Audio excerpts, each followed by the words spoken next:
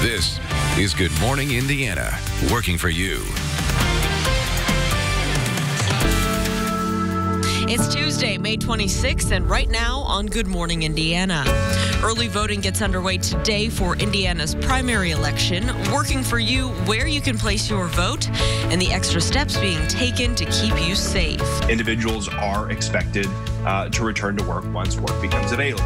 As more businesses reopen, many who applied for unemployment benefits are beginning to return to work. What you need to know to avoid being accused of fraud. The names of those lost to the coronavirus seen by millions on the front page of the New York Times over the holiday weekend. The unique honor for a nurse and graduate of Butler University. His life and his message, there's so much more. What his sister is doing to honor his memory. The Tour de Cure is encouraging you to get out and be active and raise awareness for diabetes. This morning, we're looking at how the money raised will contribute to diabetes research.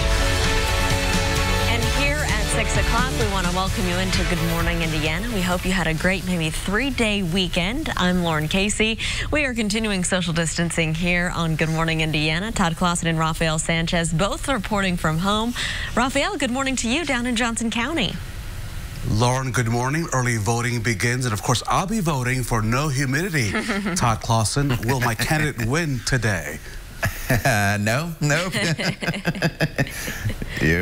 You are not going to win that battle here, Rafael. We're going to have a lot of humidity here in this forecast once again today. But if your candidate wants to run again, say, Saturday or Sunday, you'll be in much better shape here, as that's when the air mass is finally going to change. It's warm, it's muggy here this morning. Temperatures in the 60s and 70s to start our day with a mainly clear sky. And a beautiful sunrise starting to take place here across the area. Take a live look from downtown off towards the east, and you can see just a few fair weather clouds out there. A little bit of haze as well, which is the humidity that is present across the area.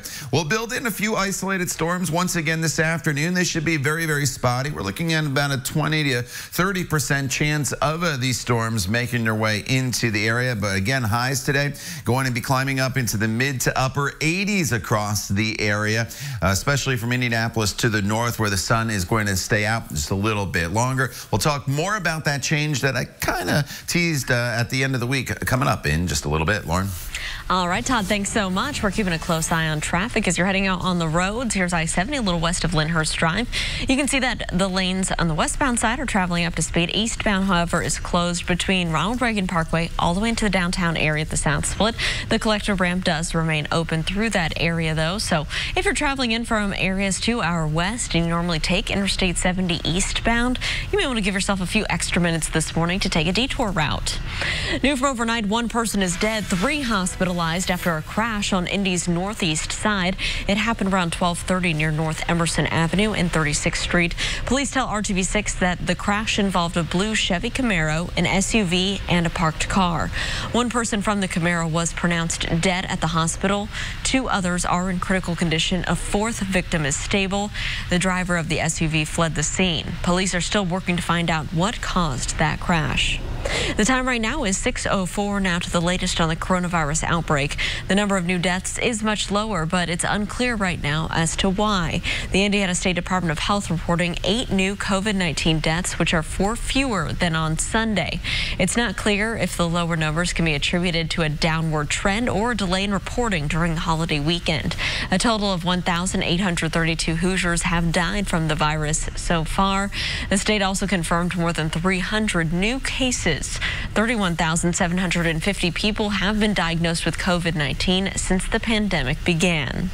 The state also updated the impact of the virus on long-term care facilities. Total positive cases in nursing homes statewide is 4,086. That's an increase of 461 from last week.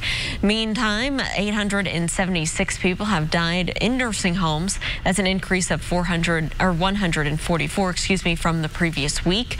However, nursing home deaths account for roughly 47% of all COVID-19 deaths in our state. Rafael? The time now is 6:05 here on Good Morning Indiana. Did you see this solemn tribute? The names of just a fraction of those that died from COVID-19, including where they live, and something about them took up the front page of Sunday's New York Times. The page has since been shared and seen by millions Among the names on there is the name of Caius Kelly. He has family here in Indianapolis and is believed to be the first nurse to die in New York City from COVID-19. And now Kelly's sister is working to make sure her brother's death is not in vain. She wants people to know more about her brother. Caius was also a dancer and got his degree from Butler University's School of Dance before he became a nurse. He put the passion he had into dance into helping others. Life and his message, there's so much more. If we could learn to love one another and walk with one another. The Butler grad sister is now pushing for legislation known as the Caius Kelly Protection for Healthcare Workers Act. It would require all hospitals, public and private, to provide CDC-approved PPE equipment for all healthcare workers. Now is 6:07. Organizers of a rally in downtown Indianapolis say it's their way of honoring those who died to protect freedom for Americans. Dozens of people gathered at the Indiana War Memorial in a demonstration against the stay-at-home restrictions meant to slow the spread of COVID-19. The statewide order took effect mid-March. Governor Eric Holcomb started easing those restrictions in most parts of the state on May 4th. Indiana Dunes National Park opened up over the holiday weekend, and it was a pretty popular spot. This here's the scene from Porter Beach. Rangers at the park say thousands lined the beach by noon on Sunday. Not many were practicing social distancing or wearing masks in the large crowd. Some people tried to avoid other groups by setting out their beach towels in the seagrass or off the beaten path. Rangers say the rush was expected, and they tried to remind visitors there of those safety guidelines. New this morning, a construction project is taking center stage in honor of two girls killed in Carroll County. We're getting our first look at the amphitheater that's going up at the site of the Abby and Libby Memorial Park in Delphi in Carroll County. The project is part of a plan to remember Abby Williams and Libby German, the teenage girls, as you may recall, killed back in February of 2017. Their killer has yet to be found. The Memorial Park will include softball fields and a place for families to enjoy music and other artistic events. To make a donation to the park, you can write a check to the L&A Park Foundation. That's P.O. Box 431, Delphi 46923. You can also make a cash donation at the Security Federal Bank branch there in the area. At 6:08, in just a few weeks, the annual Tour de Cure for Diabetes is taking place here in Indiana. The event raises thousands of dollars for American Diabetes Association. And this morning, our Kelsey Anderson joins us with more on where your contributions will go. When you donate to any cause, of course, you want to know where that money's going. And 17-year-old Jessie Hall wants you to know, when you donate to the Tour de Cure, you are changing lives. Every year, the American Diabetes Association hosts summer camps across the country for children who are living with the disease. It's a way for them to form special relationships, but most importantly, understand that they are not alone. The money raised during the event helps to send kids to camp who can't afford it. Just to be able to see that kind of age group of everyone that is affected by this is so amazing. Just because I struggled with that a lot, because there's no one when I was little in my hometown that had this. And so seeing a bunch of other people and being so close with them and being able to relate to them more than you can relate to anyone else that you're around is so awesome. Hall says she hopes folks will still participate in Tour de Cure, even though it will be virtual this year. The Tour de Cure event will take place virtually this year on June 6th. They'll be live streaming a lot of different things over on Facebook Live. Hall and all the other participants hope that you'll still join them. I'm Kelsey Anderson, RTV6. Kelsey, thank you. Many people are returning to work after having to file for unemployment benefits the past few months. Coming up, what you need to know when your job calls you back. And public restrooms are already dirty, but some businesses are making changes to ease customers' minds during the pandemic. Still ahead's the steps companies like McDonald's are taking to prevent the spread of the coronavirus. Todd. And Lauren, if you're going to think about exercising here today, I would encourage you to do it earlier compared to later, simply because the temperatures are a little bit cooler as we get into the afternoon hours. Your alerts, the heat, the humidity, and the chance of some storms will develop later on this afternoon as well. We'll hit on all those topics for you coming up in your Storm Team 6 forecast when Good Morning Indiana continues here in just a few minutes. The time now is 6:10. Stay with us. We're back in just a little bit. We are Value City Furniture. Welcome back to Good Morning Indiana. It is 6:13 on your Tuesday, and here's the live look as you're approaching the downtown area at I-65 near West Street and MLK. Traffic in this area is traveling up to speed, both northbound and southbound. It looks like around the metro area right now there are no crashes, no delays to slow down your commute. Well, Raphael, the Indiana primary election postponed due to the pandemic will now be on June 2nd, but that early voting, it begins today. And this morning, Alyssa Donovan is live at one of the 3 early voting locations, Broad Ripple High School. Alyssa, good morning. Good morning, Raphael. So starting today at 10 a.m., voters can come here to Broad Ripple High School, to the City County Building, downtown Indianapolis, or to Beech Grove High School to cast their early voting ballot. And if you are concerned about social distancing, there are some things that are in place to make sure that you and poll workers are staying safe during this pandemic and this voting season. Now, as voters come in, they will be encouraged to use hand sanitizers. Poll workers will be wearing masks as well. You'll see markings on the floor to make sure that you're staying at least 6 feet away from the next person in front of you, and special hand coverings will be provided so that you don't have to touch voting screens directly. So far, we're told there has been a significant increase in people voting by mail for this election due to the pandemic. You know, in the past, most people have voted in person. We expect most people to vote by mail this election cycle. But voters who vote in person, they should still expect long lines due to the 6 feet social distancing requirements.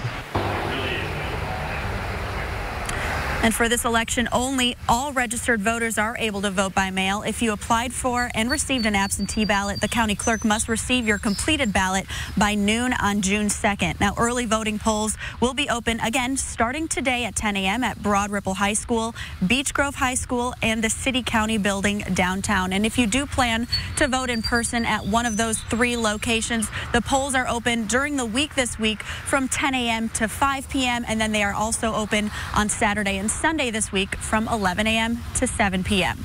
Reporting live, Alyssa Donovan, RTV6. Alyssa, thank you. It is 6:16. Our Rebound Indiana initiative is tackling issues that will help you make it through this pandemic.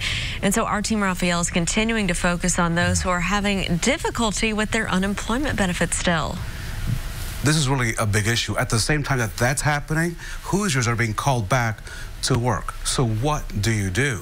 This week, we explore what you need to know to avoid being accused of unemployment fraud. This is all about you managing unemployment.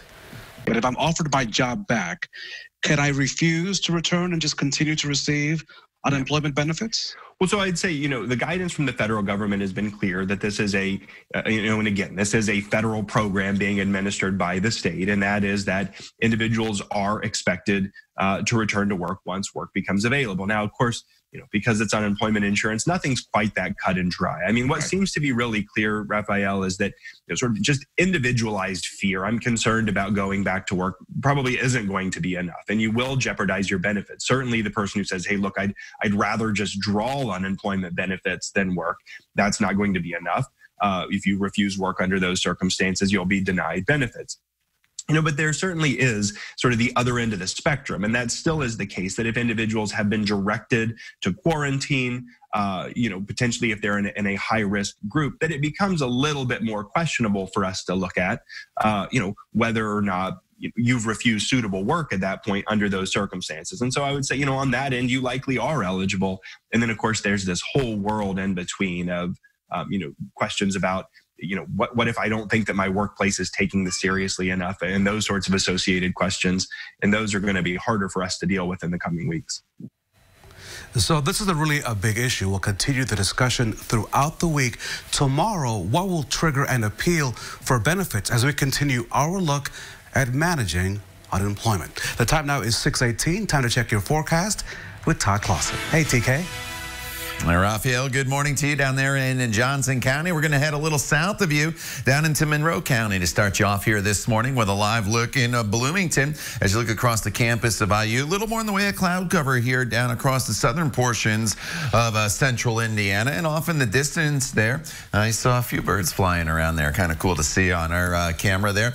There is a little shower that's trying to get going down there south of Bloomington. And it just depends where you live here this morning, whether you're seeing clear skies from Indianapolis to the north, or again a little more in the way of clouds down to the south. 68 in Bloomington right now, 67 in Indianapolis, 70 is the current temperature in Muncie. So here is that little cloud cover that I mentioned down in Bloomington, and I'll zoom in just a little bit closer for you here, and so you could see there was one little shower southwest of Bloomington that was trying to get going, but as it advanced to the north, it really just fell apart there near the Bloomfield area. So throughout the day today, we're mainly dry, but there will be the opportunity for these spotty showers and a few thunderstorms to develop as the day progresses. They're definitely going to be it's definitely going to be a lot better of a chance of seeing them later on this afternoon compared to this morning. The main storm track is still well off to our west here in Omaha as well as Wichita, and eventually that's the rain that's going to start to head our way. But at least for today, high pressure is still firmly in control across the area, and eventually this high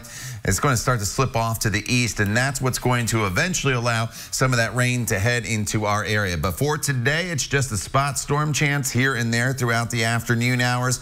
You'll notice the cumulus clouds start to build. Once that happens, a few of these showers are going to start to pop up across the area, and if you do see one, there'll be a little bit of lightning, maybe a quick heavy downpour, but we are not expecting any severe weather across the area throughout the day today. Temperature wise, we get back up into the mid to upper 80s. We still have the humidity around as well.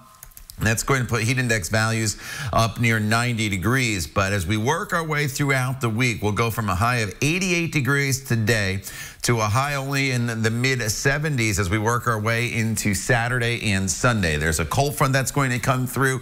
As that cold front comes through, the showers are the most numerous, and the storms on Thursday, they linger into Friday morning. The second half of Friday will be dry, and that sets us on the page, Raphael, for a much nicer weekend with lower humidity and high temperatures there in the 70s. And how about those low temperatures? Give the air conditioner a break as well, getting back down into the 50s.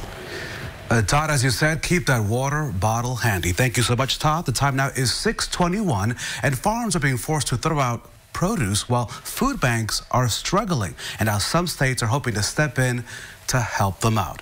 Many are starting to provide more money to help pay for food that might otherwise go to waste. The U.S. Agriculture Department is also spending $3 billion to help get products from farms right to the food banks. There's also a pending request from a senator for $8 billion more to do the same thing. Although many farmers have already been donating food locally, this will help distribute to other areas of the country. At 6:21, businesses are considering that they'll need to change up their restrooms amid the pandemic. So across the country, some businesses have been doing quick fixes like taping off sinks or urinals to encourage distancing. Others have been changing up how often the restroom gets cleaned. McDonald's wants its franchisees to clean their restrooms every 30 minutes. Steve Stouffer, a professor of social work and the president of the American Restroom Association, thinks that having the cleanings documented would give many people better peace of mind. A lot of these public bathrooms in the better places have these charts, and they tell you when the last time was that the bathroom was cleaned. I think that should become standard practice so people know they're cleaning the bathroom every half hour, every hour, once a day. McDonald's is also asking its restaurant owners to put in foot poles so that people can open the restroom door without touching it, plus the automatic paper towel dispensers and touchless sinks. Cheaper, more immediate fixes that they suggest are putting hand sanitizer in addition to soap by the sink or even in the stall. Did you know nearly 1.6 million Americans live with type 1 diabetes? RTV6 is a proud partner for this year's American Diabetes Association's Indiana Tour de Cure. And this year, as you know, it's going virtual on June the 6th. So we encourage everyone to get active by either walking, running, or cycling. A big good morning to Carmel, Crawfordsville, and Columbus. You're watching Good Morning Indiana right here on RTV6. Fresh for everyone. Welcome back. It is 6:25 on your Tuesday. Raphael, it's time to talk about what is trending at 6. So, Lauren, did you ever have like a lemonade stand there in Center Grove when you were growing up? Yes, but if you live out in more of the country, it's not very successful typically. But yes, I did have them back when I was growing up. Everything you do is successful because I know you. But check this young lady out. She didn't like lemonades, but she had a ukulele and she lives in New Hampshire. And she wanted to raise money to help healthcare workers. She did it the best way she knew how, right? This is Liliana Rahman. She played her ukulele in her front yard and asked neighbors to donate. Now, she set a really small goal, but as we know, girls have power. And in the end, she pulled in $4,000. Thanks to some matching donations as well. So Liliana says she hopes to raise even more money next time. So, Lauren, forget about the lemonade. Break out your ukulele. Oh, man, she's talented. What a great idea.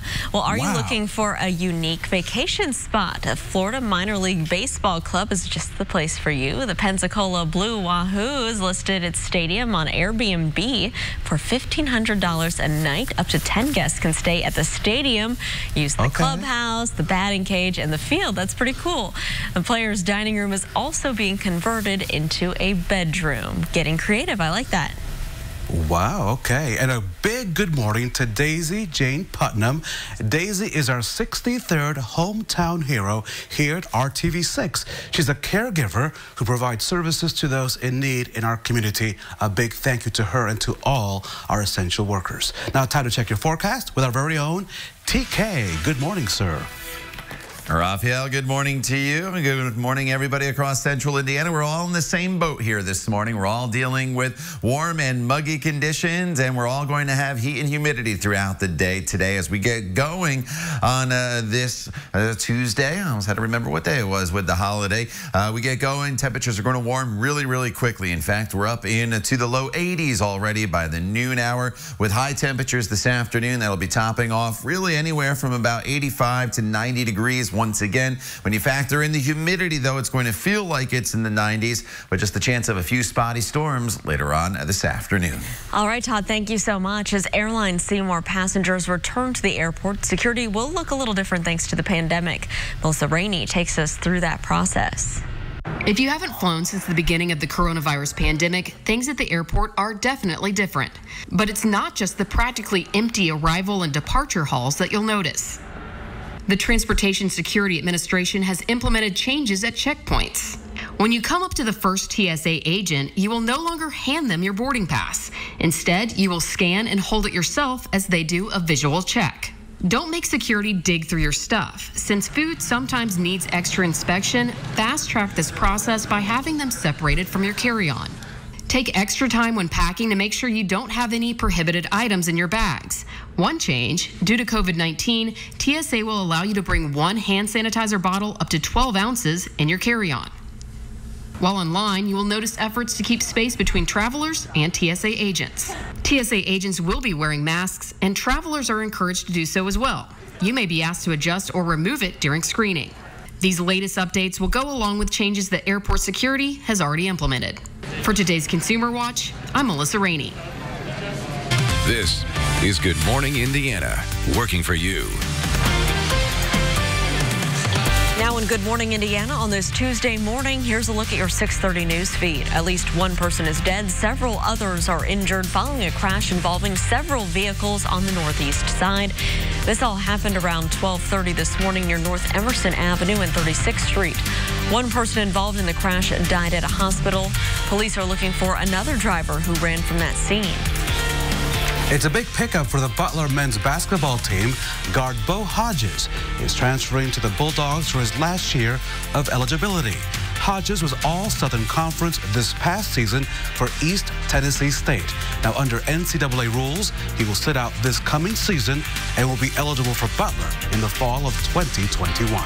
Memorial Day observations were scaled down for the most part due to the pandemic, but in Fishers, the city marked the day with a warbird flyover. It came after a day-long virtual ceremony the city put together online to honor fallen military heroes. Ready to live?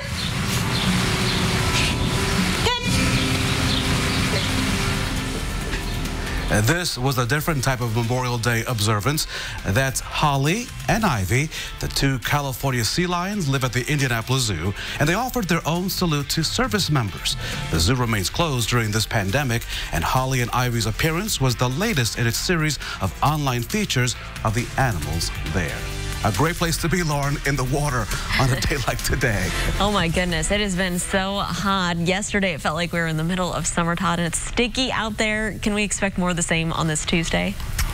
Exactly right, Lauren. More of the same. Almost a carbon copy from a Memorial Day here now into our Tuesday, as we're going to be dealing with the heat, the humidity, and just a small chance of those isolated storms as we get into the afternoon hours. But everybody deals with the heat and humidity no matter where you are. We're starting off with skies that are partly cloudy, a little bit of haze out there, which is the humidity, and temperatures are sitting in the 60s. And these temperatures will warm very, very quickly throughout the day today, up into the mid to upper 80s for afternoon highs. Now, there's a little more in the way of cloud cover this morning down to the south from Bloomington over towards Seymour, but the rest of the area is enjoying sunshine. The main storm track remains well off to our west, but just like yesterday, there were just a couple isolated storms that flared up across parts of the area. They were not severe, but they provided a heavier downpour and a little bit of lightning. That'll happen again this afternoon as highs climb into the mid 80s. So while I am not expecting any warning, Storm Shield's still a great tool to have because it has a radar on there you can control. You can see if the storms are moving into your area. And of course, we will get into the severe weather threat, I think, a little bit later this week. So better safe than sorry. Download it now, then you'll have it for whenever severe weather strikes. It's free for your iPhone and your Android in your app store. We'll talk more about the storm chances heading our way coming up in a little bit. All right, Todd, thanks so much. It's time for a traffic report, and this is a look right now at I-70, a little west of Lyndhurst Drive on the west side. You can see traffic here in the westbound lanes traveling up to speed on your interstate. Eastbound lanes are quiet, and that is because the eastbound lanes of 70 are closed between Ronald Reagan Parkway to the downtown area at the South Split for a long-term construction project. Those lanes are set to remain closed until June 28th. The collector ramp to 465, however, in that area does remain open, so you can use that as part of your detour route. If this is part of your normal commute, give yourself a few extra minutes to follow the detour. The time now is 6:33, and we are on the road to our Democracy 2020 coverage. The Indiana primary, as you know, was delayed because of COVID-19. But the election year is now moving forward as we begin early voting today. That's right. So this year, there's only 1 week of early voting before next Tuesday's primary. Our Alyssa Donovan is joining us live outside of Broad Ripple High School this morning. That's one of 3 polling locations for early voting here in Marion County. And Alyssa, talk to us a little bit about what the poll workers are going to be doing there to keep everyone safe while they get out to vote. You know what, Lauren, they are taking quite a few different precautions, and the good news is they are expecting a significant decrease in just how many people will be coming to vote in person, and that's because the pandemic has allowed Indiana voting to be mail-in for anyone who is registered to vote. So they're not expecting a ton of people today, but they are saying you should still allow yourself extra time just in case there are some lines along with that social distancing. And those who are coming today, there are some precautions in place to make sure that you are staying safe and healthy along with those poll workers. All poll workers will be wearing personal protective equipment, including masks, and we're told they'll also be washing their hands and using sanitizer frequently throughout the day. And when you arrive there, there will be markings on the floor to make sure that you stay at least 6 feet away from the other people in line. Voters will also be encouraged to use hand sanitizers and will be given special hand coverings to use on touch voting screens so that you do not have to touch them directly. This week is your opportunity for early voting. 22 polling locations will be open on Election Day, which is next Tuesday. That is significantly lower than what we've seen in previous elections, and that is because of the pandemic. It's because of the pandemic, and it's significantly more difficult to recruit election workers this election cycle during the pandemic. Typically, past elections, there have been more than 200 polling locations. Early voting starts today at 10 a.m. You can vote here at Broad Ripple High School. You can vote at Beech Grove High School or at the City County Building downtown Indianapolis. Voting goes during the week from 10 a.m. to 5 p.m. and then Saturday and Sunday it will be open from 11 a.m. to 7 p.m. Reporting live, Alyssa Donovan, RTV6. And so we have more details on this at 6:35 here on Good Morning Indiana. Here are some key dates you need to know for Indiana's primary election. In-person early voting starts today, as you just heard from Alyssa, and goes all the way through June the 1st. The primary election is June the 2nd. And a reminder, if you applied for and received an absentee ballot, the county clerk must receive your completed ballot by noon on June the 2nd. Now I want to go to the latest on the coronavirus and its impact on Hoosier lives. Deaths from COVID-19 appear to be on the decline. The State Department of Health reporting 8 new COVID-19 deaths on Monday, which is 4 fewer than reported Sunday. So far, 1,832 Hoosiers have died from the coronavirus. The state also confirms 354 new cases of the virus. So far, 31,715 people in Indiana have been diagnosed with COVID-19. It's not clear if the lower coronavirus numbers can be attributed to a downward trend or a lag in reporting over the holiday weekend. Well, as the state continues to reopen slowly, officials are monitoring and ramping up testing.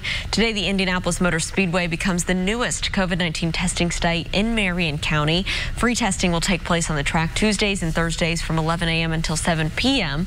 Warren Central High School is a testing site on Mondays, Wednesdays, and Fridays from 6 a.m. to 2 p.m. The county placing testing sites in hot spots to address the disparities of the virus in minorities and the older population groups. If you want to make an appointment for either location, you can go to marionhealth.org/IndyCovid. You can also call 317-221-5515. The State Department of Health now in a second phase of its study to determine the impact of COVID-19 here in our state. The study is being done in collaboration with the Fairbanks School of Public Health at IUPUI. Select residents are being asked to participate by invitation only to ensure that the sampling is representative of the population. Volunteers are not accepted. State leaders say if you are contacted, it's important to respond to them. If you receive a text or a postcard from us at the Indiana State Department of Health, please respond. It's not a scam. When you respond, you'll receive a free COVID-19 test. You'll get the results and your personal information will remain secure. So please participate and help those you love, your community, and our state combat COVID-19. This is the second phase of testing. 2 more phases are expected to happen in October and in April of 2021. The study is looking for a total of 20,000 randomly selected Hoosiers to participate. Here's some more good news and new on Good Morning Indiana. The feds are relaxing the rules that will allow schools to provide more grab-and-go meals now through August the 31st. Schools in Indiana were prepared to feed kids under the age of 18 through June the 30th.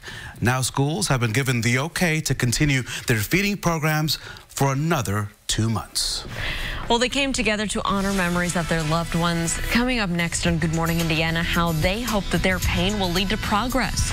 The changes they've been seeking for years. That story and more just after the break. I'm Christina Hale, and I approve this message. Welcome back. It is 6:41. Several families on the Northwest Side are still trying to deal with a tragic loss of life this past weekend. Raphael, now they're hoping that this will lead to changes on the streets of their own neighborhood to make them more safe.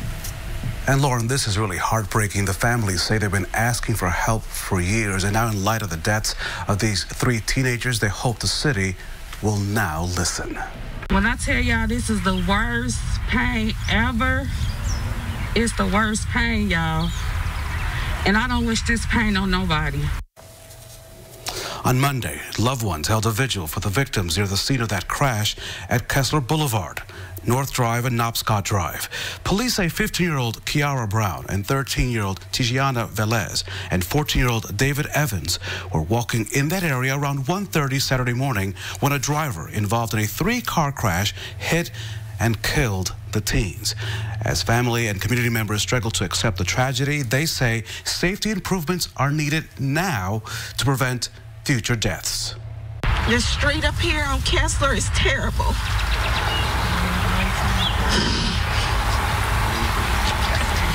Years ago, we used to live in apartments right across the street, and it's been dark for years. There's been no sidewalks. Because I have to run on the line in the street that they don't see me. So I have to wear a head light so that they can see me because there are no sidewalks. I've seen people not paying attention and stopping right before they hit a child wanting to cross the street. I just wanted to share what I've witnessed and to affirm that this is a very, very dangerous area. City County Councilor Monroe Gray was among those at the vigil. He voiced support for calls to make that area much safer. The cause of the crash is still under investigation. This year's Tour de Cure may look a little bit different, but the goal is still the same. Up next, how you can raise some important dollars, plus exactly where your money is going. It was a bit on the warm side, but several people thought it was a beautiful night to have a bite and eat under the stars. We'll show you what people have to say about the first weekend of the city's outdoor dining rules. The time now is 6:44. We thank you for starting your day with Good Morning, Indiana. All right, temperatures here this morning are going to warm very, very quickly, all the way into the 80s by the noon hour and then into the mid to upper 80s later on this afternoon. We'll talk all about this forecast in more detail for you coming up when Good Morning Indiana continues. The time now is 6:44.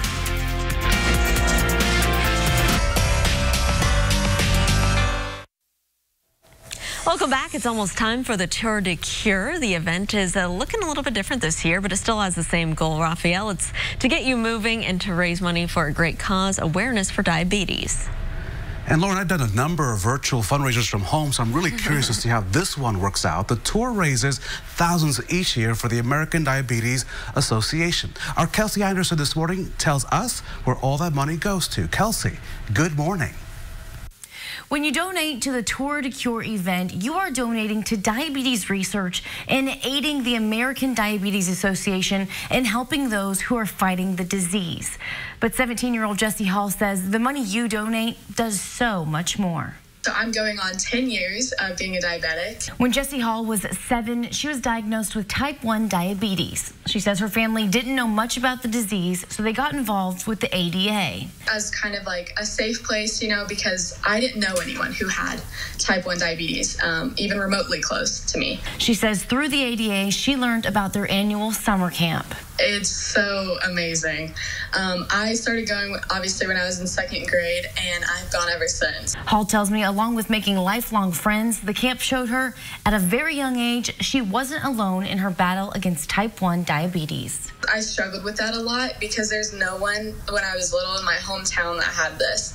And so seeing a bunch of other people and being so close with them and being able to relate to them more than you can relate to anyone else that you're around is so awesome. Her passion for the camp is just one reason she's involved in Tour de Cure. And I know that there are kids out there that can't, or that are not as fortunate as I was to be able to go. And so it is very close to my heart to be able to raise money for kids who cannot afford to go, to be able to go. And she hopes even though the event is different this year, you'll still participate. Just don't let the circumstances change what would normally happen. Just get out, stay active, do your part. The Tour de Cure event will take place virtually this year on June 6th. They'll be live streaming a lot of different things over on Facebook Live. Hall and all the other participants hope that you'll still join them. I'm Kelsey Anderson, RTV6. All right, Kelsey, thank you so much. Well, it was another busy night at restaurants on Mass Ave downtown last night. The city shut down the road to traffic on Friday to help accommodate outdoor dining along the Strip. As you know, restaurants can only serve sit-down meals outdoors under Marion County's current COVID-19 rules. So we checked it out, and it appears that business was booming as the holiday weekend wrapped up. RTV6 talked to several people, including a couple in town from New York City. It looked like a lot of the bars that were open, they were doing a pretty good job of distancing the tables. So I think it looked pretty good. In New York, the bars still aren't open, so we had nothing like this, so we wanted to get out and check it out. It's pretty nice. Reading in the paper that parking was going to be a problem on Mass Ave. There's people concerned about the streets being closed. That's not an issue at all. Broad Ripple, Georgia Street, and parts of Illinois also closed to outdoor dining. Those closures are expected to continue through at least the 4th of July. It is time now for a check of our forecast, because if you are planning on heading outside maybe for your lunch hour or even dinner tonight, we got to talk about our chances for some storms, Todd.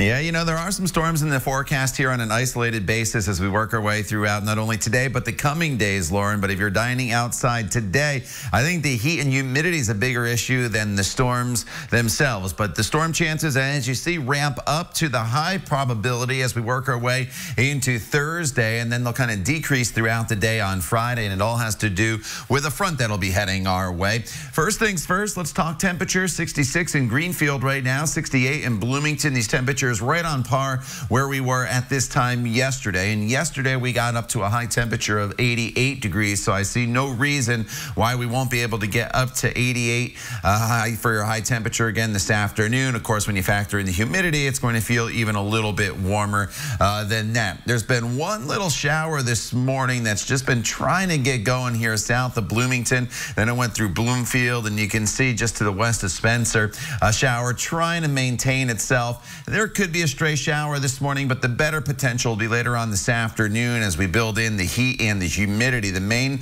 cluster of storms, though, this is off to our west still. This, what is circled on your screen, is going to start to eventually, or a product of that, make its way into our area Thursday as the cold front starts to approach. So again, today, some of you will have a spot shower or two. The coverage is probably only about a 20% chance here throughout the day today. I wouldn't really worry about it. I would think southern locations probably a little better chance of these scattered storms throughout the afternoon and evening hours. Highs today in the mid to upper 80s to the north, where there's a little more in the way of cloud cover today down to the south. Bloomington, Columbus, your temperatures will be just a few degrees cooler, but still above average and still very humid as well. In the 80s for any outdoor grilling this evening, but then here comes the big cool down. We'll finally get our temperatures back down to closer to seasonable levels, which is 76 degrees this time of year as we get into Friday and then eventually the weekend. To get there, though, the middle to latter half of the week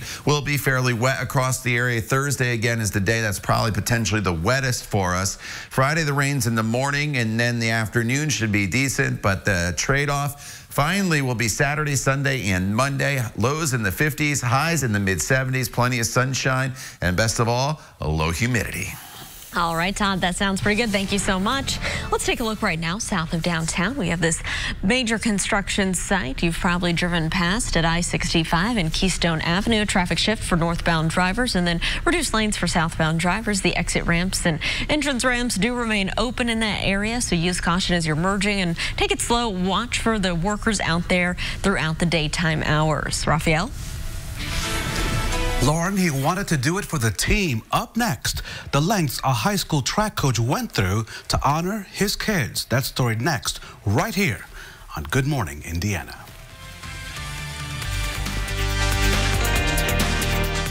RTV6 app on your phone or streaming device.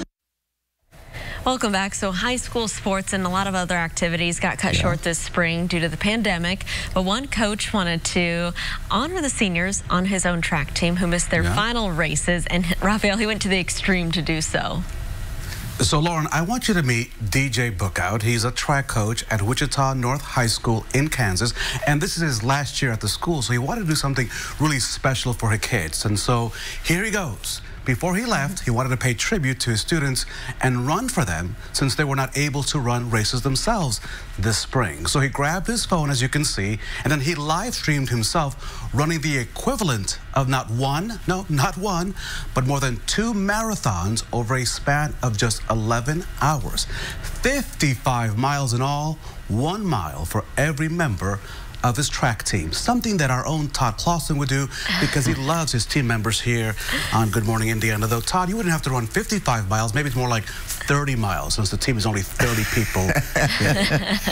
Yeah, well, I'll have to do that over the course of probably about a month and a half. But I was thinking about maybe running a mile or two today. If the heat doesn't get to me first, though, today, that is going to be our big issue today. 88 degrees, a lot of humidity out there. The chance of a few spotty storms today. Better storm chances Thursday, Friday, and then the relief as we get into Saturday and Sunday and Monday. Lower humidity, temperatures in the 70s. So it's this weekend, Raphael and Lauren. I'll run a few more miles for you. All right, Todd, thanks so much. We're back in 25 minutes and throughout Good Morning America with news, weather, and traffic. Have a great Tuesday.